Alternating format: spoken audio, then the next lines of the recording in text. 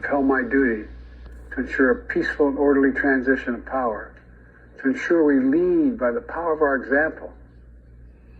I have no doubt that America is in a position to continue to succeed. That's why my farewell address tonight, I want to warn the country of some things that give me great concern. That's a dangerous concentration of power in the hands of a very few ultra-wealthy people. The dangerous consequences if their abuse of power is left unchecked. Today, an oligarchy is taking shape in America of extreme wealth, power, and influence that literally threatens our entire democracy, our basic rights and freedoms, and a fair shot for everyone to get ahead. We see the consequences all across America, and we've seen it before. More than a century ago, the American people stood up to the robber barons back then and busted the trusts. They didn't punish the wealthy. They just made the wealthy play by the rules everybody else had to. Workers want rights to earn their fair share.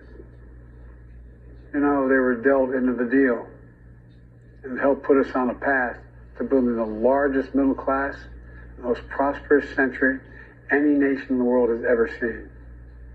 We've got to do that again. In the last 4 years, that's exactly what we've done.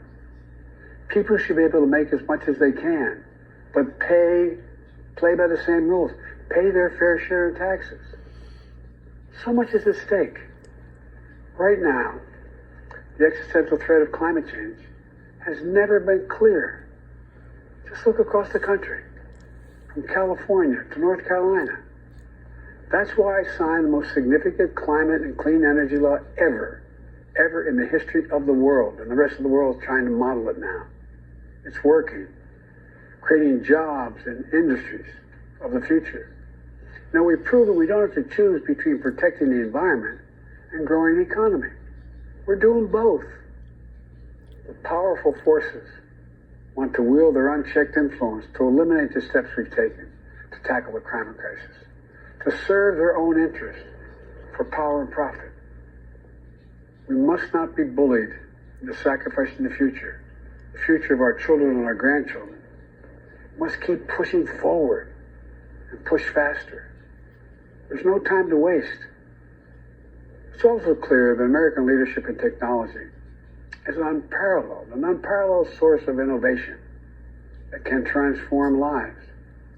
We see the same dangers of the concentration of technology, power, and wealth.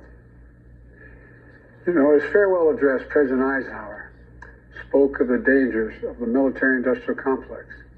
He warned us then about, and I quote, the potential for the disastrous rise of misplaced power, end of quote. 6 decades later, I'm equally concerned about the potential rise of a tech-industrial complex that could pose real dangers for our country as well. Americans are being buried under an avalanche of misinformation and disinformation, enabling the abuse of power. The free press is crumbling. Editors are disappearing. Social media is giving up on fact-checking. The truth is smothered by lies told for power and for profit. We must hold the social platforms accountable to protect our children, our families, and our very democracy from the abuse of power. Meanwhile, artificial intelligence is the most consequential technology of our time, perhaps of all time. Nothing offers more profound possibilities and risk for our economy and our security, our society, for humanity. Artificial intelligence even has the potential to help us answer my call to end cancer as we know it. But unless safeguards are in place, AI could spawn new threats to our rights, our way of life, to our privacy, how we work, and how we protect our nation. We must make sure AI is safe and trustworthy and good for all humankind.